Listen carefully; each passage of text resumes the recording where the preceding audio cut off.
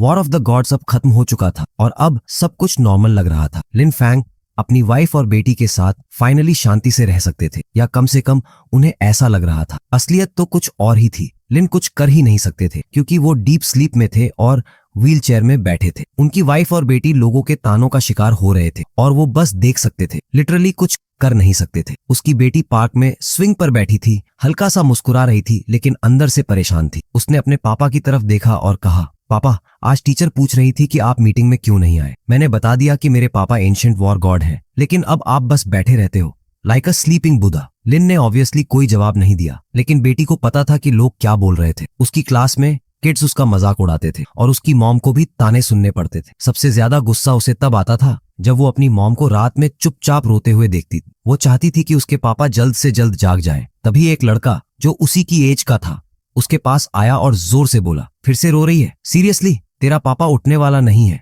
समझी? लड़की ने उसकी बात इग्नोर करने की कोशिश की, लेकिन वो वहीं खड़ा रहा। फिर उसने अपनी गंदी सोच दिखाते हुए कहा, वैसे ये भी सुना है कि तेरी मम्मी ने एक डिसेबल्ड आदमी से शादी की ताकि उन्हें कंट्रोल कर सके। ये सुनकर लड़की का खून खौल उठा। उसने झूले से तुरंत जंप मारा और उस लड़के के सामने जा खड़ी हुई। एक और बार मेरे पेरेंट्स के बारे में कुछ बोला तो तेरी हड्डियां गिनने लायक भी नहीं बचेंगी, उसने गुस्से से चिल्लाकर कहा। लड़के को यह बिल्कुल भी पसंद नहीं आया कि कोई उससे ऊंची आवाज में बात करे। उसने लड़की को धक्का दे दिया। वो लड़का उससे बड़ा और ताकतवर था, इसलिए उसका पुश बहुत स्ट्रांग था। लड़की सीधा पीछे गिर गई और उसकी हेड झूले से टकरा गई। लड़का अपनी जीत पर खुश होकर हंसने लगा और हद तो तब हो गई जब उसने जमीन पर गिरी लड़की पर थूक दिया। लड़की ने गुस्से से घास को मुट्ठी में जकड़ा, लेकिन कर कुछ नहीं पा रही थी। लड़का मजाक उड़ाते हुए बोला, तू तो एक छोटी सी बिल्ली है, बस फुफकार सकती है, काट नहीं सकती। पर लड़के की गलती यही थी, उसने अंडर एस्टिमेट कर दिया कि चोट खाने के बाद कुछ बिल्लियां शेर बन जाती हैं। लड़की ने अचानक उसके हाथ पर जोर से काट लिया। लड़के की चीख निकल गई और वो अपना हाथ छुड़ाने के लिए झटपटाने लगा, लेकिन प्रॉब्लम अब शुरू हुई थी। उस बुली के पेरेंट्स वहीं पास में थे और उसकी माँ ने जैसे ही देखा कि उसका बेटा किसी से पिट रहा है, वो तुरंत आई। लड़की को अपनी तरफ घसीटते हुए उसने जोर से चिल्लाया, ये क्या बदतमीजी है? तुझे किसी ने टेम नहीं किया क्या? लड़की अब जमीन पर थी, लेकिन वो अब भी गुस्से से उस औरत को घूर रही थी जो खुद अपने बेटे से भी ज्यादा बदतमीज निकली। फिर उस औरत ने लड़की को हाथ से पकड़कर जमीन से उठाया और जबरदस्ती उसके सामने खड़े लड़के के पास ले गई। लड़की चीखती रही, लेकिन उस औरत ने कोई परवाह नहीं की। फिर उसने लड़की को जोर से झकझोरते हुए कहा, अब इस लड़के से माफी मांग और घुटनों पर बैठकर बोल कि तुझे शर्म आती है। लिन फैंग अपनी व्हीलचेयर में बैठा था, लेकिन अंदर ही अंदर उसकी एनर्जी उबल रही थी। वो कुछ कर नहीं सकता था, बस देख सकता था कि कैसे उसकी बेटी को दो बड़े लोग घेर कर दबाने की कोशिश कर रहे थे। गुस्सा, बेचैनी और अपनी बेटी की रक्षा करने की चाह, सब कुछ एक साथ अंदर फटने लगा था। राय को समझ नहीं आ रहा था कि उसे माफी क्यों मांगनी चाहिए। जिसने उसे गालियां दी, जिसने उसे धक्का दिया, अब वही उससे माफी मांगने की उम्मीद कर रहे थे। तभी शाओ के पिता आगे बढ़े, लड़की के बालों को जोर से पकड़कर खींचा और गुस्से में बोले, तू अभी की अभी माफी मांग। राय ने पूरी ताकत से रेजिस्ट किया, लेकिन वो दोनों एडल्ट्स उसे जबरदस्ती दबा रहे थे। तभी शाओ की माँ ने एक जोरदार थप्पड़ उसके गाल पर जड़ दिया। अभी अकड़ में रहेगी, उसने घिनौनी हंसी के साथ कहा। राय की आंखों में गुस्से की आग जल रही थी, लेकिन उसने हार मानने से मना कर दिया। शाओ के पिता ने अपना हाथ उठाया और गरज कर बोला, अब तुझे सबक सिखाने का टाइम आ गया है। लेकिन जैसे ही उसका हाथ गिरने वाला था, अचानक बीच में एक ताकतवर हाथ आकर उसकी कलाई पकड़ लेता है। तूने मेरी बेटी को छूने की हिम्मत कैसे की? एक भारी गूंजती हुई आवाज आई। हर कोई शॉक में था। लिन फैंग उठ चुका था। जो आदमी अभी तक खुद को ताकतवर समझ रहा था, अब वो एकदम चुप खड़ा था। लिन की आंखों में वही इंटेंसिटी थी जो कभी बैटलफील्ड पर जलती थी। उसने गुस्से में कहा, आज के बाद जिसने भी मेरी बेटी को छूने की कोशिश की, उसकी गर्दन उसके कंधों पर नहीं बचेगी। शाओ का पिता, जो अभी तक खुद को सुपीरियर समझ रहा था, अब जमीन पर पड़ा था। लिन ने उसे एक हाथ से दबोच रखा था। शाओ और उसकी माँ बस खड़े देख रहे थे, हेल्पलेस। शाओ की माँ के दिमाग में हलचल मच गई। उसे कुछ करना था, नहीं तो उसका पति बच नहीं पाएगा। वो गुस्से में लिन की तरफ भागी और उस पर हमला करने लगी। तूने मेरे पति को छूने की हिम्मत कैसे की? मैं अभी पुलिस को कॉल करूंगी, उसने चिल्लाया। लेकिन लिन ने उसे पूरा बोलने तक नहीं दिया। उसने एक जोरदार थप्पड़ मारा, जिससे वो औरत पीछे घास पर गिर गई। लिन ने ठंडी आवाज में कहा, तूने मेरी बेटी पर हाथ उठाया था। आज का दिन याद रखना, क्योंकि मैंने तुझे जिंदा छोड़ दिया, बस अपनी बेटी की खातिर। उसी पल लिन के दिमाग में एक पुरानी याद कौंधी। वो समय जब वो अकेला हजारों सैनिकों के खिलाफ लड़ रहा था। उसका पूरा शरीर जख्मों से भरा हुआ था, लेकिन फिर भी वो खड़ा था। तभी उसने सुना, एक अकेला आदमी पूरे 10,000 सैनिकों को हिला सकता है। लिन ने तुरंत अपना भाला उठाया और उस दिशा में देखा जहां और भी योद्धा आ रहे थे। उनके लीडर ने ठंडी हंसी के साथ कहा, तू वाकई इस टाइटल के लायक है, लेकिन आज तेरा आखिरी दिन है। लिन हल्का सा मुस्कुराया, फिर अपना भाला उठाकर गर्जा, मैं पिछले 6 साल से लड़ रहा हूँ और तुमसे डरूंगा? वेस्टर्न अलायंस का लीडर झपट पड़ा। हर तरफ से वॉरियर्स ने उस पर हमला किया। तलवारें चमक रही थीं, भाले लहराए जा रहे थे। कोई उसे जिंदा छोड़ने के मूड में नहीं था। लेकिन लिन किसी साधारण वॉरियर की तरह नहीं लड़ा। उसने पहला वार स्किलफुली डॉज किया और अपने भाले के पिछले हिस्से से एक दुश्मन को जोरदार झटका दिया। वेस्टर्न अलायंस के लीडर को लगा कि उसने लिन की पीठ पर वार करने का परफेक्ट मौका पा लिया, लेकिन अगले ही पल लिन का भाला उसकी छाती में उतर चुका था। आदमी ने खून उगलते हुए डिसबिलीफ में देखा। इतने लोगों के बावजूद तुम लोग मुझे 1 इंच भी पीछे नहीं धकेल सके, लिन ने ठंडे स्वर में कहा। अब बाकी के 3 योद्धा सिर्फ 1 मीटर की दूरी पर थे, लेकिन लिन की भाला चाल इतनी तेज और सटीक थी कि उन्हें रिएक्ट करने का मौका तक नहीं मिला। आखिरी पल में उन्होंने समझा कि उनका अंत आ चुका था। फिर बैटलफील्ड पर बस लिन खड़ा था, अकेला। लेकिन उसे यकीन था कि अगर देश में शांति लानी है तो पहले इन लड़ाइयों को खत्म करना होगा। लिन की आंखें धीरे धीरे बंद होने लगीं, लेकिन उसने खुद को संभाला। नहीं, मेरी बेटी को अभी भी मेरी जरूरत है। तभी एक हल्की सी आवाज आई, पापा, पापा उठो ना। लिन ने धीरे धीरे अपनी आंखें खोली। उसकी बेटी राय उसके पैरों से लिपटी हुई थी, जोर जोर से रो रही थी। लिन की नजर अपनी बेटी पर पड़ी और उसका दिल पिघल गया। उसने राय को अपनी बाहों में उठा लिया। लड़की डिसबिलीफ में अपने पापा को देख रही थी, जैसे उसे यकीन ही नहीं हो रहा था कि वो सच में वापस आ गए हैं। लिन की नजर शाओ के परिवार पर गई। उसने ठंडी आवाज में कहा, अगर तुम लोग मेरी बेटी को माफी नहीं मांगते और 100 बार झुककर माफी नहीं मांगते तो मैं तुम्हारी पूरी फैमिली को खत्म कर दूंगा। डर से कांपते हुए शाओ के पिता, माँ और खुद शाओ तुरंत जमीन पर झुक गए। माफ कर दो, हमने बहुत बड़ी गलती कर दी। रे की आंखों से आंसू बह रहे थे। उसने लिन को पकड़कर कहा, पापा, सब लोग आपसे नफरत करते हैं, कोई मानता ही नहीं कि आप हीरो हो। लिन ने उसकी तरफ देखा, उसकी छोटी सी बेटी जो इतने समय से अकेले सब कुछ सह रही थी। रे ने फौरन नोटिस किया कि उसके पापा के लिए खड़े रहना मुश्किल हो रहा था। उसने धीरे से कहा, पापा मुझे नीचे उतार दो। लिन ने उसकी बात मानी और बहुत ध्यान से उसे जमीन पर रखा। फिर उसने रे के सिर पर हल्के से हाथ फेरा और मुस्कुराकर कहा, मैं ठीक हूँ, चलो घर चलते हैं। रे की आंखें बुझ गईं। उसने धीरे से कहा, पापा, दादी ने हमें घर से निकाल दिया। मम्मी को अंकल के बेटे से बात करनी थी, इसलिए हमें वापस आने से मना कर दिया गया। लिन का चेहरा सख्त हो गया। अंकल का बेटा, उसके मन में फौरन शक पैदा हुआ। रे अपने पापा के करीब झुककर फुसफुसाई, आप फिर से सोने का नाटक करो। लिन ने हल्की मुस्कान के साथ कहा, बिल्कुल सही आइडिया। वो चुपचाप व्हील चेयर में वापस बैठ गया, जैसे कुछ हुआ ही नहीं। अगले ही पल रे जोर जोर से रोने लगी और चिल्लाई, मेरे पापा फिर से वैसे हो गए। शाओ के मम्मी पापा ने उन पर हमला किया। शाओ के माता पिता के चेहरे का रंग उड़ गया। उन्हें लगा कि अब ये लोग उनसे मुआवजा मांगने आ रहे हैं। अगर मेरे पापा को कुछ हुआ तो अंकल को बुलाकर हिसाब करूंगी। रे गुस्से में बोली। वो अपने पापा को व्हील चेयर में धक्का देते हुए घर की तरफ बढ़ने लगी और शाओ के माता पिता घबराए हुए खड़े रहे। कुछ देर बाद लिन और रे घर के गेट पर खड़े थे। दरवाजे के पास एक गोरी औरत थी जिसके चेहरे पर नफरत झलक रही थी। वो सीधा बाहर आई और ताना मारते हुए बोली, मैंने साफ कहा था इस आदमी को यहाँ मत लाना। रे डरकर व्हील चेयर के पीछे छुप गई, लेकिन फिर भी बहादुरी से बोली, दादी, हम बहुत थक गए हैं, बस अंदर आना चाहते हैं। औरत ने गुस्से में कहा, चुप हो जा और इसको पापा मत बुला। रे की आंखें गुस्से से जल उठीं। मैं अपने पापा को पापा ही बुलाऊंगी। तभी एक भारी पुरुष आवाज आई,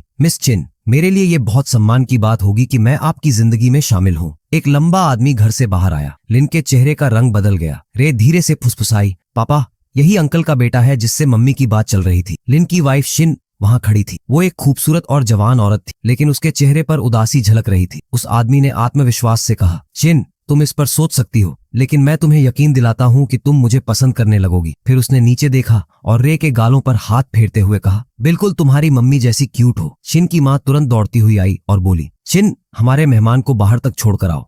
लेकिन शिन ने मना कर दिया। रे की दादी उस आदमी के पीछे भागी, ये जानने के लिए कि मीटिंग कैसी रही। दूसरी तरफ रे अपने पापा से फुसफुसाकर बोली, पापा, ये आदमी मम्मी को हमसे छीनना चाहता है। शिन अब रे के पास आई। उसने उसकी छोटी छोटी हथेलियां अपने हाथों में ली और हल्के से मुस्कुराई। आज तुमने पापा का ध्यान रखा रे, शुक्रिया। रे की आंखों में आंसू आ गए। उसने डरते हुए पूछा, मम्मी, क्या आप सच में कोई नया पापा ढूंढ रही हैं? शिन के चेहरे पर दर्द झलक उठा। उसने धीरे से मुस्कुराकर कहा, नहीं, ऐसा कभी नहीं होगा। फिर उसने अपनी बेटी के आंसू पोंछे। तभी उसकी नजर रे के चेहरे पर पड़ी। तुम्हारे चेहरे पर ये निशान कैसे आए? उसने झट से पूछा। रे नहीं चाहती थी कि उसकी माँ परेशान हो, इसलिए झूठ बोल दिया, मैं गिर गई थी। शिन ने अपने पति और बेटी को घर ले जाकर रे को उसके कमरे में भेज दिया। अब वो लिन के सामने बैठी थी, अकेली। वो चुपचाप उसकी तरफ देख रही थी और लिन के दिमाग में बस एक ही सवाल चल रहा था, क्या शिन को पता है कि मैं जाग चुका हूँ? तभी चिन ने एक गहरी सांस ली और कहा, मुझे पता है कि तुम मुझे सुन नहीं सकते, लेकिन मैं तुमसे कुछ कहना चाहती हूँ। लिन अंदर से टेंस हो गया, लेकिन उसने खुद को शांत रखा। शिन ने उसके बालों पर हाथ फेरा। उसकी आंखों में आंसू आ गए। रे को बचाने के लिए तुमने खुद को कुर्बान कर दिया,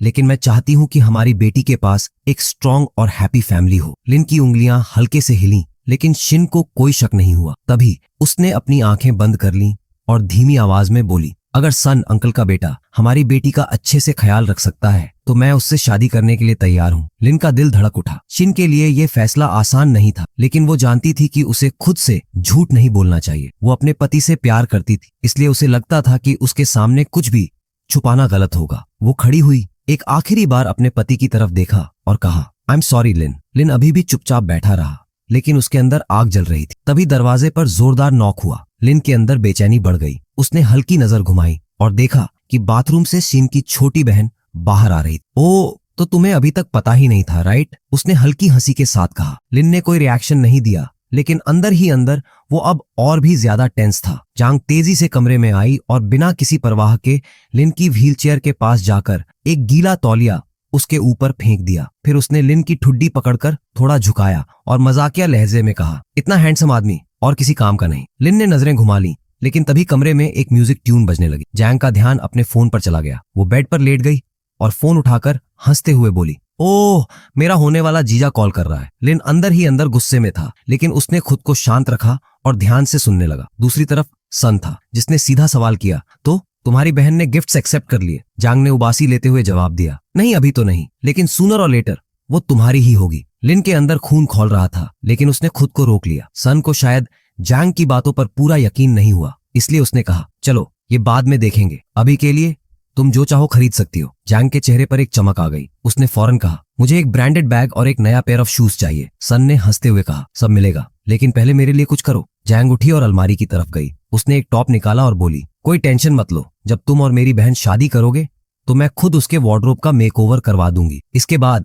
जांग कमरे से बाहर चली गई और लिन अकेला रह गया। लिन ने जो सुना था उसे पचाना मुश्किल था। उसे यकीन नहीं हो रहा था कि चिन सिर्फ रे को अच्छा भविष्य देने के लिए शादी करने का सोच रही थी। कमरे की खिड़की खुली हुई थी, ठंडी हवा अंदर आ रही थी। तभी अचानक एक लड़की चुपचाप व्हील चेयर के सामने आकर खड़ी हो गई। उसने झुककर कहा, आखिरकार आपने होश संभाल लिया। लिन ने उसे तुरंत पहचान लिया। शाओचिंग, तुम्हें तो बॉर्डर की सुरक्षा करनी चाहिए थी। लड़की ने अपनी नजरें नीची रखते हुए जवाब दिया, मास्टर, अब बॉर्डर से ज्यादा जरूरी आप हैं। वैसे भी हमारी आखिरी लड़ाई के बाद किसी की हिम्मत नहीं हुई वहां हमला करने की। लिन ने ध्यान से सुना और फिर पूछा, और कोई नई खबर? चिंग का चेहरा थोड़ा उदास हो गया। पिछले 2 इयर्स में आपके चारों तरफ बहुत से लोग इकट्ठा हो चुके हैं, खासकर वो जो आपकी वाइफ को आपसे छीनना चाहते हैं, लेकिन बिना आपके आदेश के मैं कुछ नहीं कर सकती थी। अब मैं पूछ रही हूँ, क्या मुझे उन सबका सफाया कर देना चाहिए? लिन ने मुश्किल से अपने गुस्से को कंट्रोल किया। उसे एहसास हुआ कि जब वो रिकवरी कर रहा था कुछ लोग मौके का फायदा उठा चुके थे, लेकिन इस वक्त उसे सबसे ज्यादा फिक्र सन की थी। उसने आदेश दिया, सन के बारे में सारी जानकारी जुटाओ,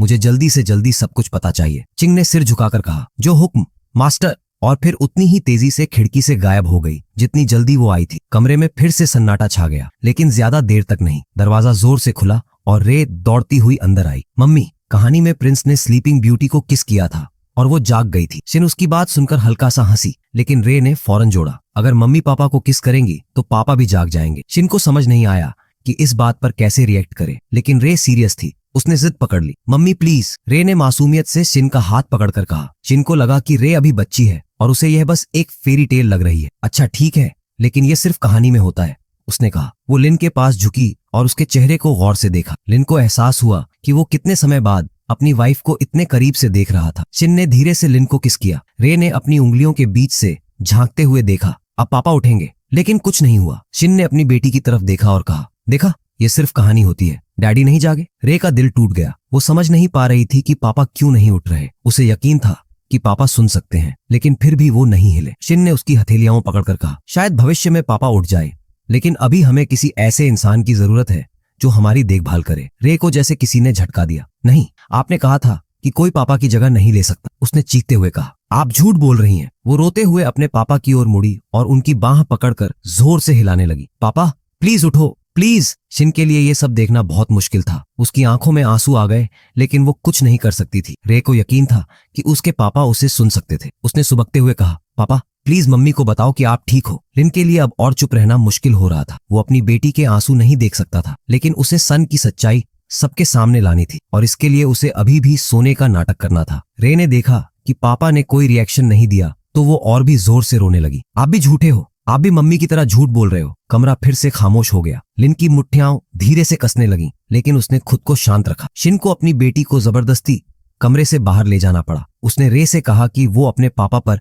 चिल्लाना बंद करे, लेकिन रे को यकीन नहीं हो रहा था कि उनके पापा अपनी जगह किसी और को लेने देंगे। कुछ समय बाद ये मुश्किल दिन खत्म होने को आया। बाहर अंधेरा था और पूरे घर में सिर्फ एक कमरे की लाइट जल रही थी। रे किसी तरह सो गई, लेकिन उसके गालों पर अब भी आंसू बहे हुए थे। सोते हुए वो बड़बड़ाई, सब झूठे हैं। शिन उसकी बगल में बैठी थी और खुद को बहुत दोषी महसूस कर रही थी। तभी दरवाजा खुला और जांग अंदर आई। उसने अपने बड़े बहन को याद दिलाया कि आज रात बैंक्वेट था और वो अभी तक घर पर क्या कर रही। शिन ने कोई जवाब नहीं दिया, लेकिन जांग ने उसकी कलाई पकड़कर खींचा और जिद करने लगी। हमें जाना ही होगा, उसने जोड़ा। अगर तुम सन से शादी कर लेती हो तो रे की सारी परेशानियां खत्म हो जाएंगी। उसे जो चाहिए वो सब मिलेगा। शिन ने अपनी बेटी की ओर देखा, जो आंसुओं के साथ सोई हुई थी। वो नहीं चाहती थी कि उसकी बेटी हमेशा दुखी रहे। उसके दिल में एक अजीब सा बोझ था, लेकिन उसे लगा कि शायद यही सही था। इस बीच लिन अपने कमरे में अकेला था। अचानक खिड़की से चिंग अंदर आई। उसके हाथ में एक सील बंद लिफाफा था। उसने झुककर कहा, मास्टर,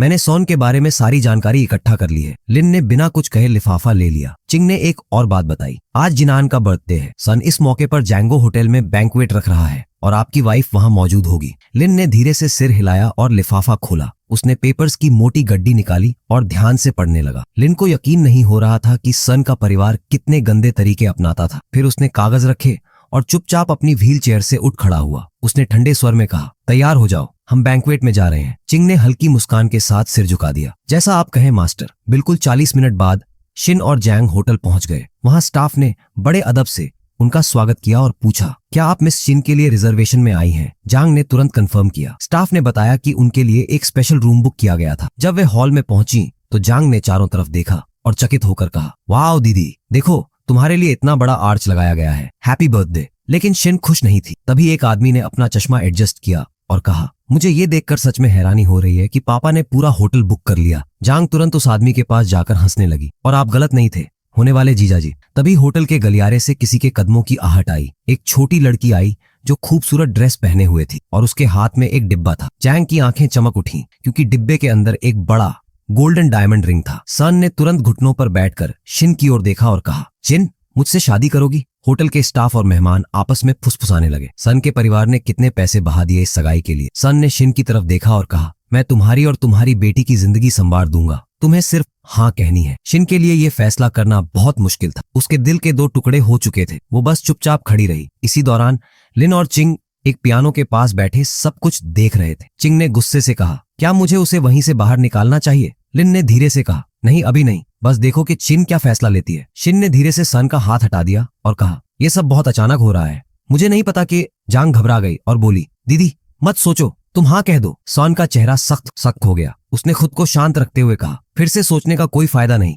शिन, मैं तुम्हारे लिए इतना कुछ कर रहा हूँ। शिन के चेहरे पर गुस्सा आ गया। तुम मुझे एहसान मत जताओ। सन ने अपना धैर्य खो दिया। उसने शिन का हाथ पकड़ लिया। तुम्हें कोई ऑप्शन नहीं है। अगर तुमने मना किया तो तुम्हारी फैमिली बर्बाद हो जाएगी। शिन ने घबराकर पीछे हटने की कोशिश की, लेकिन सन ने फुसफुसाते हुए कहा, अगर तुम्हें अपनी बेटी की परवाह है तो तुम मेरी बात मानोगी। फिर उसने सबके सामने कहा, आज ही हमारी शादी होगी। हॉल में मौजूद मेहमान तालियां बजाने लगे, लेकिन लिन के लिए ये सब देखना मुश्किल था। उसने ठंडी आवाज में कहा, अब वक्त आ गया है। चिंग। चिंग मुस्कुराई, फिर सन के पीछे जाकर उसका हाथ पकड़ लिया और जोर से मरोड़ा। सन अचानक रुक गया और गुस्से में पीछे मुड़ा, लेकिन चिंग की आंखों में गुस्से की लपटें जल रही थीं। बस करो, उसने कहा। गार्ड्स फौरन आगे बढ़े और उन्हें हाथ के इशारे से रोक दिया। उसने गहरी सांस लेते हुए कहा, सब पीछे हटो। सॉन को लगा कि उसे रोकने वाली यह लड़की बस उसकी फियांसे से जलती थी। उसने चिंग के गाल पर हाथ फेरा और हंसते हुए कहा, क्या तुम भी चाहती हो कि मैं तुम्हें गले लगाऊं? गॉड्स उसकी हरकतें देखकर हंसने लगे और बोले, यंग मास्टर तो बहुत टैलेंटेड है। लेकिन चिंग के लिए ये सब बर्दाश्त के बाहर था। उसने बिना कुछ सोचे सन के चेहरे पर इतनी जोर से मुक्का मारा कि उसके चश्मे के टुकड़े हवा में उड़ गए। सन ने डिसबिलीफ में अपना गाल पकड़ा। तुम्हारी हिम्मत कैसे हुई? उसने गुस्से से चिल्लाते हुए गॉड्स को आदेश दिया, इस लड़की को खत्म कर दो। गॉड्स बिना देर किए उसकी आज्ञा मानते हुए दौड़ पड़े। लेकिन जैसे ही पहला हमला हुआ, चिंग ने अपना हाथ उठाया और हल्के से घुमाया। अगला पल हमला करने वाला आदमी जमीन पर पड़ा था। फिर बिना किसी मेहनत के उसने 3 और गॉड्स को धूल चटा दी। बाकी गॉड्स सदमे में खड़े थे। ये हुआ कैसे? एक ने फुसफुसाते हुए कहा। सन का चेहरा गुस्से से लाल हो गया। मैं इस शहर का उत्तराधिकारी हूँ, ये मेरी फैमिली की टेरिटरी है, उसने गुस्से में गरज कर कहा। चिंग ने ठंडी नजर से उसकी तरफ देखा और कहा, तुम्हारी इनसिग्निफिकेंट फैमिली को थोड़ा विनम्र होना सीखना चाहिए। शिन अब तक ये सब चुपचाप देख रही थी, लेकिन अब उसकी भी उत्सुकता बढ़ने लगी। आखिर ये लड़की है कौन? उसने धीरे से पूछा। चिंग उसके पास आई और हल्के से मुस्कुराकर कहा, happy birthday miss action. Shin चौंक गई। तभी होटल में एक खूबसूरत धुन बजने लगी। किसी ने चिल्लाकर कहा, देखो स्टेज पर। सभी ने अपनी नजरें मोड़ी और देखा एक हैंडसम आदमी पियानो पर बैठा था और उसकी उंगलियां जादू की तरह संगीत पर चल रही थी। जैंग की आंखें चमक उठी। ओ माय गॉड, वो आदमी कितना हैंडसम है, उसने उत्साह से कहा। लेकिन शिन का दिल तेजी से धड़कने लगा। लिन, उसने हल्की आवाज में कहा। चिंग ने सिर झुकाकर कंफर्म किया, हाँ मिस सिन, वो मेरे मास्टर हैं। शिन समझ नहीं पा रही थी कि ये लड़की उसके पति को मास्टर क्यों बुला रही थी। सन ये देखकर भड़क गया कि किसी ने उसकी बुक की हुई जगह में एंट्री कैसे ले ली। उसने गुस्से में होटल मैनेजर को बुलाया। गार्ड्स की भारी भीड़ होटल की लॉबी में आ गई। सन का चेहरा फिर से आत्मविश्वास से भर गया। उसे लगा कि अब वो चिंग से बदला ले सकता है। इस औरत को पकड़ो और बाहर फेंक दो, उसने गार्ड्स को आदेश दिया। लेकिन किसी ने उसकी बात नहीं मानी। इसके बजाय गार्ड्स ने खुद सन को पकड़ लिया और घसीटते हुए दरवाजे की ओर ले जाने लगे। सन ने हिलने की कोशिश की। रुको, मैं सोन हूँ, मुझे छूने की हिम्मत मत करना। होटल स्टाफ ने हल्की मुस्कान के साथ कहा, माफ कीजिए, लेकिन पूरी होटल बुक करने वाले का नाम सन नहीं बल्कि लिन है। सन का चेहरा पहले घमंड से भरा हुआ था, लेकिन अगले ही पल उसकी आंखों में डर दिखने लगा। होटल मैनेजर ने चिंग की तरफ देखा और कहा, हमारी गलती हुई मिस, कृपया हमें माफ करें। अब से इस आदमी की पूरी फैमिली हमारे होटल में बैन होगी। सन और उसके गार्ड्स को घसीटकर बाहर निकाल दिया गया और होटल का दरवाजा उनके मुंह पर बंद कर दिया गया। शिन ने फिर से स्टेज की तरफ देखा। अब सबकी निगाहें पियानो पर बैठे आदमी पर थी। चिंग ने मुस्कुराकर कहा, मिस चिन, अब आपको अपने मास्टर से जाकर बात करनी चाहिए। जैंग को भी अचानक उस अमीर और हैंडसम आदमी में दिलचस्पी आ गई। दीदी चलो ना, तुम तो उसे जानती हो, मुझे उससे मिलवाओ। शिन की आंखें अभी भी उस आदमी को तलाश रही थी। तभी अचानक आसमान में आतिशबाजी होने लगी। देखो ऊपर, किसी ने चिल्लाया। शिन ने ऊपर देखा। पूरा आसमान रोशनी से भर गया था और बीच में एक चमकती हुई इबारत लिखी थी, हैप्पी बर्थडे शिन। जैंग इस रोमांटिक गेस्चर से खुश होकर चीख उठी। ओ माय गॉड, कितना प्यारा है। लेकिन शिन की भावनाएं उलझी हुई थी। उसकी नजरें उस आदमी को ढूंढ रही थी। उसने हल्के से कहा। शिन बिना सोचे पियानो की ओर भागी, लेकिन जब वो वहां पहुंची तो स्टेज खाली था। वो चला गया, उसने डिसबिलीफ में कहा। जैंग उसके पीछे आई और हंसते हुए कहा, रिलैक्स दीदी, तुम्हारे हस्बैंड घर गए हैं। शिन ने धीरे धीरे सिर हिलाया। उसे अब घर लौटना था। लिन सच में होटल छोड़ चुका था। वो पहले ही घर लौट आया था और खिड़की के पास खड़ा था। चिंग उसके पास आई और लिन ने कहा, गिनान के पूरे परिवार की डिटेल्स इकट्ठा करो, मुझे सब कुछ चाहिए। चिंग ने सिर झुकाया। मास्टर, मुझे माफ करें, लेकिन ये सब करने की जरूरत नहीं है, मैं खुद इसे निपटा सकती हूँ। लिन हल्के से मुस्कुराया और कहा, तो तुम चिंता कर रही हो कि अगर लोग जान गए कि मैं जाग चुका हूं तो क्या होगा? चिंग खिड़की की ओर देखने लगी। उसने कोई जवाब नहीं दिया, लेकिन उसकी चुप्पी ही सब कुछ कह रही थी। चिंग ने अचानक देखा कि शिन घर के अंदर आ रही थी। उसने तुरंत लिन को सलाम किया और हल्की आवाज में कहा, मास्टर, आपकी वाइफ वापस आ गई हैं। इसके बाद उसने सिर झुकाकर कहा, मैं आपके आदेशों का पालन करूंगी। लिन ने बिना कुछ कहे अपने पुराने कपड़े पहने और धीरे धीरे वापस व्हीलचेयर में बैठ गया। वो अभी अपनी जागने की खबर किसी को नहीं देना चाहता था। हालांकि वो नहीं चाहता था कि उसकी वाइफ परेशान हो, लेकिन उसे ये सच फिलहाल छुपाना ही था। उधर शिन बिना किसी से कुछ कहे सीधा अंदर चली गई। उसकी माँ ने उसके पीछे आवाज लगाई, बर्थडे सेलिब्रेशन कैसा रहा? लेकिन शिन ने कोई जवाब नहीं दिया। उसकी माँ गुस्से से चिल्लाई, कमरे में कुछ भी नहीं बदला, वो अब भी वैसा ही बैठा है। जैंग अपनी माँ के पास आई और खुश होकर बोली, माँ, आज दीदी बहुत सक्सेसफुल रही। फिर उसने अपना फोन निकाला और एक वीडियो दिखाया। देखो, ये अमीर आदमी जिसका नाम लिन है, इसने पूरी जांगो होटल बुक कर ली थी दीदी के लिए। शिन की माँ एक पल के लिए चुप हो गई, फिर उत्साहित होकर बोली, अब जब तुम्हें इससे भी अमीर आदमी मिल गया है तो तुम्हें सन से शादी करने की कोई जरूरत नहीं। शिन ने इस पर कोई प्रतिक्रिया नहीं दी। उसने कमरे का दरवाजा खोला और धीमी आवाज में कहा, लिन। लेकिन जब उसने देखा कि लिन अब भी व्हीलचेयर में चुपचाप बैठा था तो उसकी आंखों में आंसू आ गए। उसे पूरा यकीन था कि उसने अपने पति को होटल में देखा था, लेकिन अब उसकी सारी उम्मीदें टूटने लगी थीं। आंसू बहते हुए उसे 5 साल पुरानी बात याद आई, जब उसकी फैमिली ने जबरदस्ती उसे सन से शादी करने के लिए कहा था। लेकिन उसे सन से नफरत थी। वो बहुत खुश हुई थी जब उसके दादा ने उसे लिन से शादी करने का प्रस्ताव दिया था। उनकी शादी हुई और फिर उनकी बेटी रे का जन्म हुआ। रे उसके लिए उम्मीद की किरण थी, लेकिन फिर रे बीमार पड़ गई और उसे बोन मैरो ट्रांसप्लांट की जरूरत थी। लिन ने अपनी जान की परवाह के बिना रे को बचाया, लेकिन इसका नतीजा यह हुआ कि उसकी खुद की सेहत बुरी तरह बिगड़ गई। शिन फर्श पर घुटनों के बल बैठ गई और रोते हुए बोली, लिन प्लीज वापस आओ, मैं अब और इस तरह नहीं रह सकती। लिन ने अपनी वाइफ को देखा। उसका दिल दर्द से फटने वाला था। उसने मन ही मन वादा किया कि बस थोड़ा और इंतजार, फिर वो वापस आ जाएगा। जांग ने यह सब देखा और हंसते हुए बोली, दीदी तुम इस बेकार इंसान के लिए क्यों रो रही हो? ये तो खुद अपने लिए कुछ कर ही नहीं सकता। फिर उसे अचानक उस अमीर आदमी की याद आई जिसे वो लिन समझ रही थी। वो अपनी बहन के पास आई और बोली, चलो बाहर चलते हैं, थोड़ा एंजॉय करने की जरूरत है। शिन ने धीरे से कहा, नहीं मैं सोने जा रही हूँ, कल मुझे रे को स्कूल ले जाना है, किसी और दिन चलेंगे। लेकिन जांग ने हार नहीं मानी। उसने शिन की कलाई पकड़ी और घसीटते हुए कहा, दीदी चलो ना, आज के बाद रिलैक्स करने का सही मौका नहीं मिलेगा। उधर सन ने जांग को कॉल किया और गुस्से से कहा, अब अपना वादा पूरा करो। जांग को पहले तो यह पसंद नहीं आया, लेकिन जब सॉन ने उसे झूठी उम्मीद दी कि वो उस रहस्यमयी अमीर आदमी को उसका पति बना सकता है, तो वो तुरंत मान गई। सच में?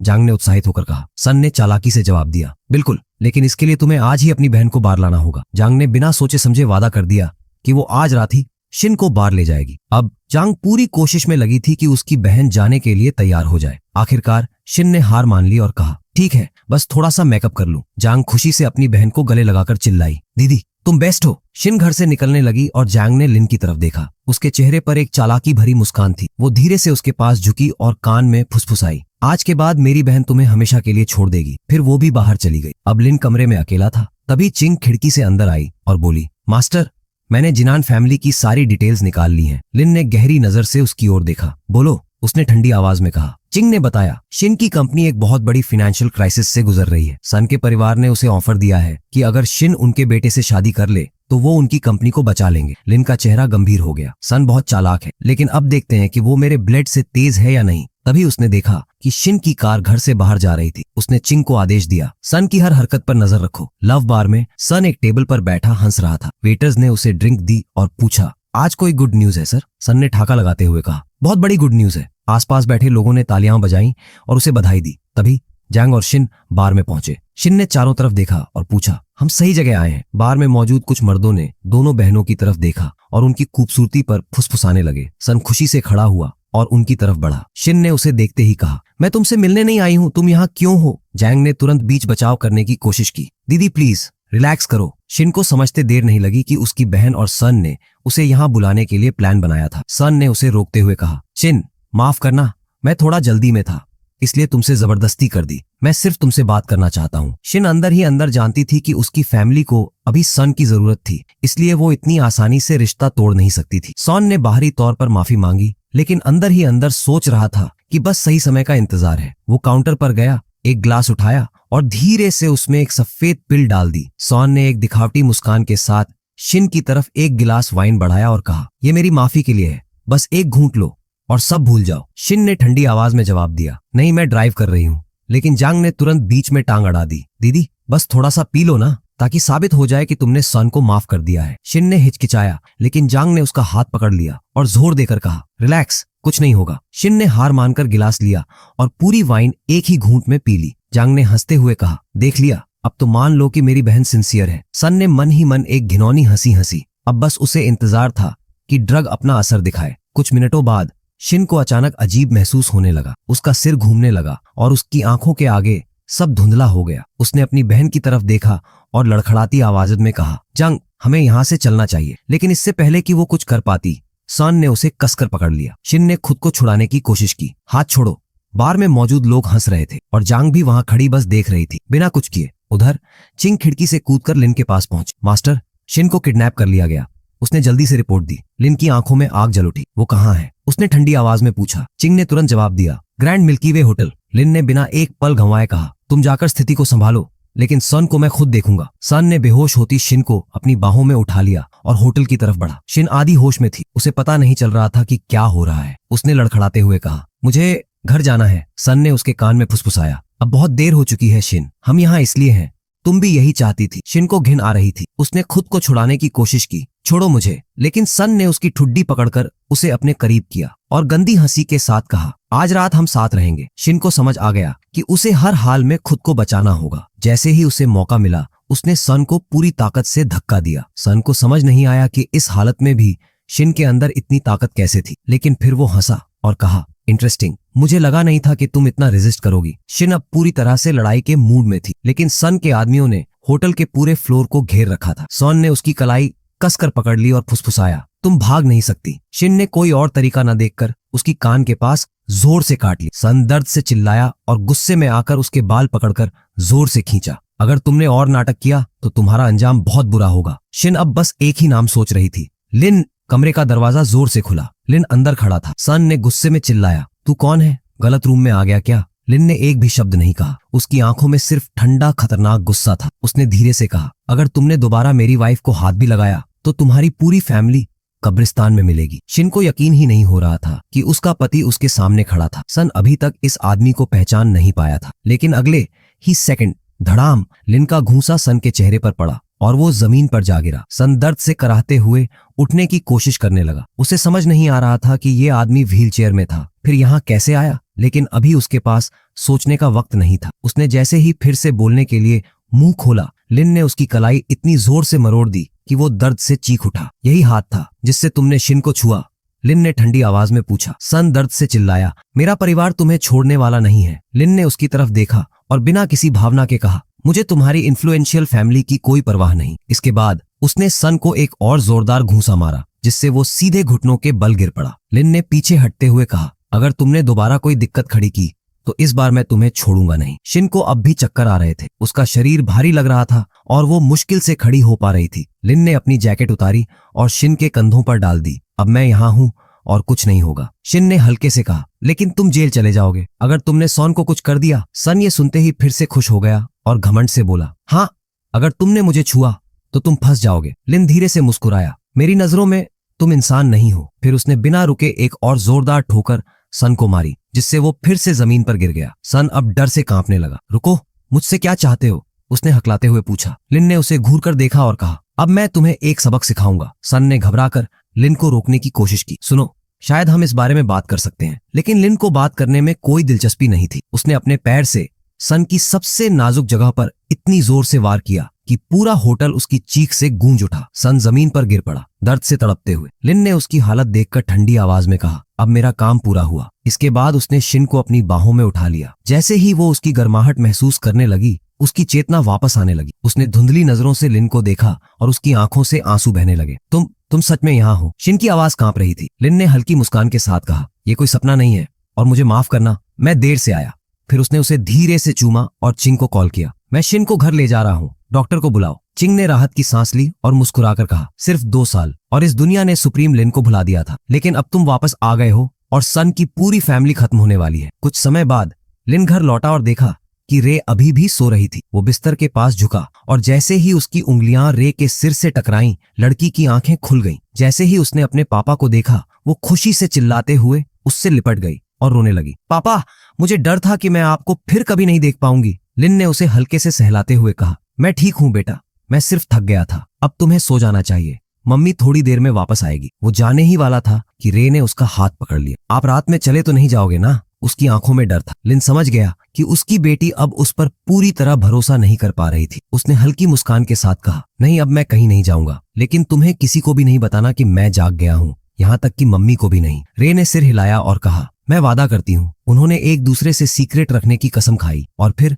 लिन ने उसे सोने के लिए कहा। उधर एक डॉक्टर सन की रिपोर्ट्स देख रही थी। वो उसके रूम में गई और गहरी आवाज में कहा, तुम्हारे पास सिर्फ एक ही रास्ता बचा है, सर्जरी, लेकिन रिस्क बहुत ज्यादा है। सन की आंखें चौड़ी हो गईं। तुम कहना क्या चाह रही हो? डॉक्टर ने ठंडे स्वर में कहा, अगर तुम्हें जिंदा रहना है तो तुम्हें अपनी एक टांग कटवानी होगी। सन की चीख पूरे हॉस्पिटल में गूंज उठी, लिन, मैं तुम्हें खत्म कर दूंगा। अगली सुबह शिन को होश आया। उसने अपने कमरे को देखा और उसे यकीन नहीं हुआ कि वो घर पर थी। तभी रे हंसते हुए बोली, मम्मी, आप तो बहुत बड़ी सोने वाली हो। शिन ने तुरंत पिछली रात की घटनाओं को याद किया और तेजी से लिन की ओर देखा, लेकिन वो अब भी व्हील चेयर में बैठा था जैसे हमेशा रहता था। उसकी आंखों से आंसू बहने लगे। उसे लगा कि जो हुआ वो सब सिर्फ एक सपना था। रे ने उसकी छोटी छोटी हथेलियां अपनी माँ के चेहरे पर रखी और कहा, मम्मी रो मत, पापा हमारी रक्षा करेंगे। तभी कमरे में शिन की माँ आ गई और गुस्से से बोली, बताओ तुम्हें वो पिल किसने दी थी? शिन ने अपनी बेटी को कसकर पकड़ा और कहा, सन ने मेरी वाइन में कुछ मिलाया था, लेकिन किसी ने आकर मुझे बचा लिया। शिन की माँ पीछे हटी और बोली, क्या तुम सच में सन की बात कर रही हो? शिन ने 100% यकीन के साथ सिर हिलाया, लेकिन जांग ने बीच में दखल दिया, ये सब गलतफहमी है। सन ऐसा क्यों करेगा जब दीदी उससे शादी करने ही वाली थी? जांग को सन को बचाने की जरूरत थी, क्योंकि वही थी जो शिन को बाहर ले गई थी। शिन की माँ ने गहरी सांस ली और कहा, तुमसे कोई गलती हुई है। रे ये सब नहीं सह पाई और चिल्लाई, मम्मी कभी झूठ नहीं बोलती। शिन की माँ ने गुस्से से उसे घूरा और कहा, बड़ों से बात करने की तमीज सीखो। लिन अंदर से गुस्से से जल रहा था, लेकिन अभी उसे खुद को शांत रखना था। तभी शिन की माँ का फोन बजा। वो घबराई हुई दिखी। फोन पर सन था। उसने ठंडी आवाज में कहा, शिन को मेरे घर भेजो, वरना पूरी जिनान फैमिली बर्बाद हो जाएगी। शिन की माँ ने फोन काट दिया और रोते हुए अपनी बेटी से कहा, बस एक बार माफी मांग लो ताकि फैमिली बच जाए। शिन के लिए अपनी माँ की ये बात सुनना बहुत दर्दनाक था, लेकिन उसे अपनी फैमिली की भी चिंता थी। रे इस फैसले से खुश नहीं थी। उसे ये बहुत गलत लग रहा था कि उसकी माँ को अपने गुनहगार से माफी मांगनी पड़े। बाद में लिन और रे अकेले बैठे। रे ने अपने पापा की तरफ देखा और धीरे से कहा, पापा आप मम्मी को बता क्यों नहीं देते कि आप ठीक हो? लिन हल्की मुस्कान के साथ बोला, पहले हमें सबक सिखाना है, चलो पार्क चलते हैं। रे उत्साहित हो गई और उसे व्हीलचेयर धक्का देने लगी। लेकिन ये सीक्रेट रहेगा, ठीक है? लिन ने सिर हिलाया। बिल्कुल। उधर सन के पिता अपने बेटे की हालत देखकर चुपचाप खड़ा था। उसकी माँ रोते हुए बोली, मैं इसे बर्दाश्त नहीं कर सकती। कोई मेरे बेटे के साथ ऐसा कैसे कर सकता है? सन का पिता गहरी आवाज में बोला, रोने से कुछ नहीं होगा। असली प्रॉब्लम यह है कि तुमने इसे बिगाड़ दिया था। हमारा बेटा बर्बाद हो चुका है और अब वो हमारी फैमिली की इज्जत मिट्टी में मिला रहा है। उसने गुस्से से कहा, अब देखना पड़ेगा कि ये लिन आखिर है कौन और उसे कैसे हटाया जाए।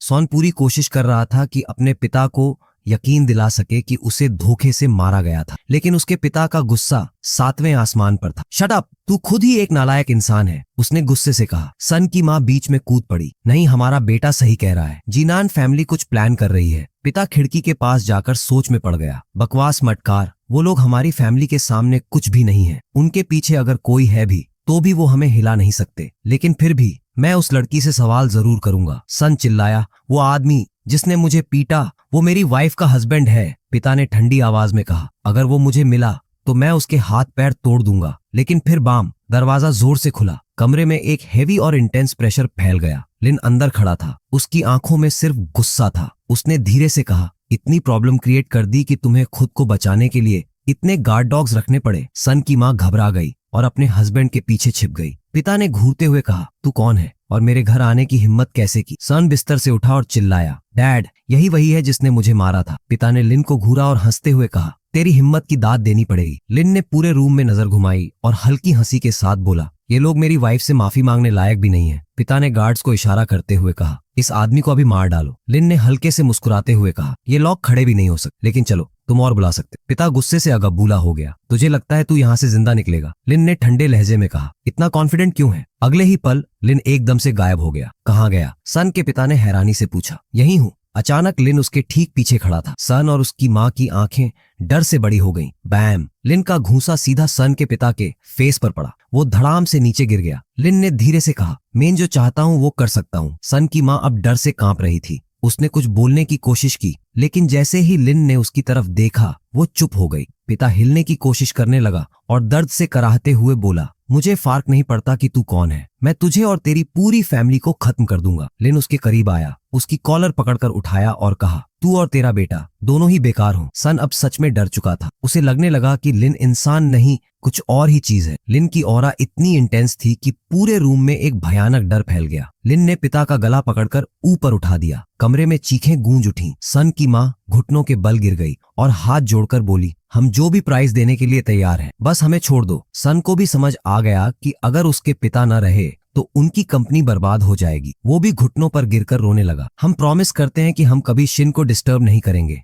लिन हंसा, शांतिपूर्ण तरीके से सॉल्व करने की बात कर रहे हो, मजाक अच्छा था। फिर उसने पिता को जमीन पर फेंक दिया। सन के पिता जमीन पर गिरा, खांसते हुए अपने गले को पकड़ लिया। लिन ने ठंडी आवाज घने दराज में कहा, तुम्हारे पास सिर्फ एक दिन है, अगर कल तक माफी नहीं मांगी तो तुम सब खत्म हो जाओगे। फिर उसने जोड़ा, और अगर किसी को बताया कि मैंने तुम्हें मारा है तो लाशें भी नहीं मिलेंगी। सन के पिता के चेहरे से सारा रंग उड़ गया। लिन दरवाजे की तरफ बढ़ते हुए बोला, काल मिलते हैं। दरवाजा बंद हुआ और रूम में डेड साइलेंस फैल गया। सन के पिता ने गुस्से से हाथ भींचे, मैं ना इसे छोड़ने वाला नहीं हूँ। उसने तुरंत अपने कॉन्टैक्ट्स को कॉल किया, लेकिन सर समस्या हो गई है, सारे इन्वेस्टर्स ने विथड्रॉ कर लिया है। क्या? बैंक्स ने भी आपकी क्रेडिट लाइन फ्रीज कर दी है। फोन उसके हाथ से गिर गया। सन कंबल में लिपटा हुआ था। उसने अपने पिता की तरफ देखा और कहा, अब हम क्या करेंगे? लेकिन उसके पिता के दिमाग में सिर्फ लिन था। यह आदमी आखिर है कौन? उधर शिन की माँ ने गेट के पास उसे रोक कर कहा, तुम्हें सन की फैमिली की हर डिमांड माननी होगी। शिन का सिर झुका था। ठीक है, अब अच्छे से मुस्कुराओ और चलो, उसकी माँ ने आदेश दिया। लेकिन तभी रुको, कोई गेट के सामने खड़ा था। शिन और उसकी माँ ने चौंक कर देखा। बाहर गेट के पास सन घुटनों के बल बैठा था। शिन की माँ तुरंत उसकी तरफ भागी और उसे उठाने की कोशिश करने लगी। देखो बेटा, ये सब मेरी बेटी की गलती है, वो समझ नहीं रही। लेकिन सन ने उसकी हाथ झटक दिया और रोते हुए चिल्लाया, नहीं, ये मेरी ही गलती थी, बस मुझे माफ कर दो। शिन को पूरा यकीन था कि ये कोई ट्रैप है। तुम्हें अचानक इतनी समझदारी कैसे आ गई? उसने संदेह से पूछा। सन ने उसके स्कर्ट का किनारा पकड़कर कहा, मैं कसम खाता हूँ मैं तुम्हें कभी परेशान नहीं करूंगा। शिन को घिन आ रही थी। उसने ठंडी आवाज में कहा, ठीक है, मैं तुम्हें माफ कर सकती हूँ, लेकिन एक शर्त पर, तुम कभी मेरे सामने नहीं आओगे। सन की आंखें चमक उठी। हाँ, मैं कसम खाता हूँ कि तुम्हें फिर कभी परेशान नहीं करूंगा। शिन को उसकी इतनी जल्दी बदली हुई हरकतों पर शक था, लेकिन इससे पहले कि वो कुछ कहती, सन ने $1 मिलियन का चेक उसकी तरफ बढ़ा दिया। शिन कुछ कहने ही वाली थी, लेकिन उसकी माँ ने फौरन चेक खींच लिया। फाइनली कॉम्पेंसेशन तो मिला, शिन ने ठंडे स्वर में कहा, बस चले जाओ और दोबारा मत आना। सन ने राहत की सांस ली और वहां से भाग निकला। शिन ने अपनी माँ की तरफ देखा और संदेह से पूछा, ये सब इतनी जल्दी कैसे सॉल्व हो गया? किसने हमारी मदद की? उसकी माँ ने चेक को देखते हुए जवाब दिया, जरूर वो कल रात का रहस्यमयी आदमी था। शिन सोच में पड़ गई। कौन था वो? सन जैसे ही जिनान फैमिली के घर से बाहर निकला, उसने राहत की सांस ली। अंततः सब ठीक हो गया। लेकिन तभी, रुको, सन की सांस अटक गई। उसने धीरे से ऊपर देखा। लिन उसके सामने खड़ा था। तुम इतने जल्दी भाग क्यों रहे हो? लिन ने ठंडी आवाज में पूछा। सन का चेहरा पीला पड़ गया। शिन ने मुझे माफ कर दिया, अब सब ठीक है ना? लिन ने हल्की मुस्कान के साथ कहा, हाँ ठीक है, मुझे उम्मीद है कि हम फिर कभी नहीं मिलेंगे। सन के कदम पीछे हटने लगे। वो जाने ही वाला था कि, एक मिनट, लिन की आवाज ने उसे रोक दिया। अगर तुमने मेरे बारे में किसी से कुछ कहा तो तुम्हारी पूरी फैमिली मिट्टी में मिल जाएगी। सन की घुटनों ने जवाब दे दिया और वो वहीं घुटनों के बल गिर गया। मैं कसम खाता हूँ, मैं कुछ नहीं कहूंगा, वो डर से चिल्लाया। लिन ने उसकी तरफ देखा और फिर अपनी बेटी राय की तरफ बढ़ गया। घर के अंदर शिन की माँ अब भी उसे डिवोर्स के लिए मनाने में लगी थी। शिन, अब इस फालतू इंसान को छोड़ दो, तुम्हारे लिए और भी अच्छे लड़के हैं। शिन ने कोई जवाब नहीं दिया। तभी दरवाजा खुला। राय अपने पापा के साथ घर में आई। शिन ने उसे देखकर राहत की सांस ली। तुम दोनों कहाँ थे? राय ने हंसते हुए कहा, मैं पापा को सनबाथ करवाने ले गई थी। शिन ने अपनी बेटी को कसकर गले लगा लिया। तुम कितनी प्यारी और समझदार हो। लेकिन शिन की माँ ने उसकी खुशी को तोड़ते हुए तिरस्कार से कहा, इतनी बड़ी बात नहीं है। राय अपनी माँ के करीब झुकी और हल्के से फुसफुसाई, पापा ने उन बैड अंकल्स की अच्छी क्लास ली। शिन चौंक गई। क्या? लेकिन फिर राय खिलखिलाकर हंसी। ये हमारा सीक्रेट है। शिन ने हंसते हुए उसकी तरफ देखा और कहा, ठीक है बेटा, लेकिन अब तुम्हें स्कूल जाना है। थोड़ी देर बाद राय स्कूल के लिए तैयार हुई और जाने से पहले अपने पापा को देखने आई। लिन ने उसे देखकर हल्की मुस्कान दी। जाओ बेटा, हैव अ ग्रेट डे। राय चली गई और लिन ने सोचा कि अब वो अपनी फैमिली के और करीब आ सकता है। तभी चिंग आई और लिन से पूछा, क्या हम अब जा सकते हैं? लिन ने हल्की मुस्कान के साथ कहा, हाँ, मुझे अपनी बेटी को स्कूल जाते देखना है। स्कूल गेट के पास राय और शिन स्कूल गेट पर पहुंच चुके थे। तभी अचानक शाओ का पूरा परिवार वहां आ खड़ा हुआ। उन्होंने पूरी एंट्रेंस ब्लॉक कर दी। शिन ने अपनी बेटी को कसकर पकड़ लिया और सख्त लहजे में पूछा, तुम यहाँ क्यों आए हो? शाओ के पिता ने अपनी चोट की तरफ इशारा किया और चिल्लाया, ये सब तुम्हारे हस्बैंड की गलती है। फिर उसने एक डिमांड रखी, हमें मोरल डैमेजेस के लिए 2 लाख चाहिए। उसकी बीवी ने भी रोनी सूरत बनाकर कहा, मेरा बच्चा डर के मारे 2 दिन से भूखा है। शिन ने ठंडे लहजे में कहा, लिन एक व्हील चेयर में है, वो तुम्हें चोट कैसे पहुंचा सकता है? शाओ का पिता झपटकर आगे आया और चिल्लाया, विश्वास करो या ना करो, मैं उसे खत्म करके रहूंगा।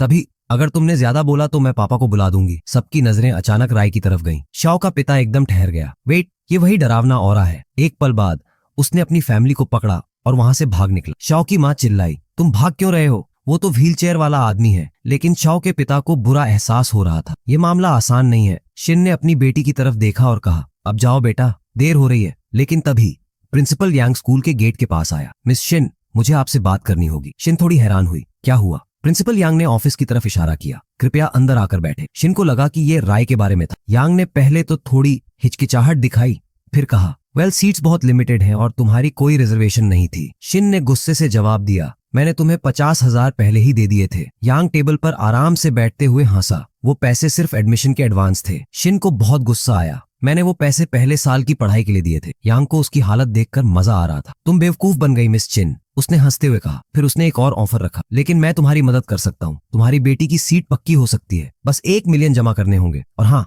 मेरी कमीशन फीस अलग से होगी। शिन का दिमाग सुन्न हो गया। उसे पता था कि वो इतने पैसे नहीं जुटा पाएगी। और कोई तरीका? उसने ठंडी आवाज में पूछा। यांग ने अपनी टेबल पर पैर रखते हुए एक घिनौनी मुस्कान के साथ कहा, मैंने सुना है कि तुम्हारे हस्बैंड की हालत ठीक नहीं है, तो शायद मुझे तुम्हें बताने की जरूरत नहीं कि दूसरा ऑप्शन क्या है। शिन के दिमाग में खून खौल उठा। उसने जोर से टेबल पर हाथ मारा और गुस्से में कहा, तुम घटिया इंसान हो। यांग ने अपने चश्मे को एडजस्ट करते हुए कहा, अगर तुम अपनी बेटी को इस स्कूल में रखना चाहती हो तो मेरे टर्म्स मानने पड़ेंगे। शिन को समझ आ गया कि वो अब इस स्कूल में अपनी बेटी को नहीं पढ़ाएगी, मैं इसे दूसरी स्कूल में भेज दूंगी। यंग हंसा, हाँ, इस शहर में कोई भी प्रेप स्कूल तुम्हारी बेटी को मेरी इजाजत के बिना एडमिट नहीं करेगा। शिन का गुस्सा अब भी थम नहीं रहा था, लेकिन उसे अब यहाँ नहीं रुकना था। उधर बाहर चिंग और लिन स्कूल के बाहर खड़े थे। ये स्कूल अच्छा है और शिन ने बहुत पैसे दिए हैं यहाँ पढ़ाने के लिए, चिंग ने कहा। लेकिन तभी लिन ने देखा शिन रोते हुए स्कूल से बाहर भाग रही थी। कुछ तो गड़बड़ हुई है, उसने ठंडी आवाज में कहा। लिन ने फैसला कर लिया, अब इस मामले को वो खुद देखेगा। उसी समय यांग के ऑफिस में एक और शख्स आया, ए के पिता। प्रिंसिपल यांग तुरंत सतर्क हो गया। उसने दिखावा करते हुए कहा, मिस्टर जियो, मैं बहुत खुश हूँ कि आप आए। जियो ने बिना टाइम बर्बाद किए कहा, मैं चाहता हूँ कि उस छोटी लड़की को स्कूल से निकाल दो। यांग को तुरंत समझ आ गया कि वो राय की बात कर रहे थे। नो वरीज, वैसे भी उसका कॉन्ट्रैक्ट इस सेमेस्टर के बाद खत्म हो रहा है। लेकिन जियो इससे खुश नहीं हुआ। मुझे उसे अभी बाहर चाहिए।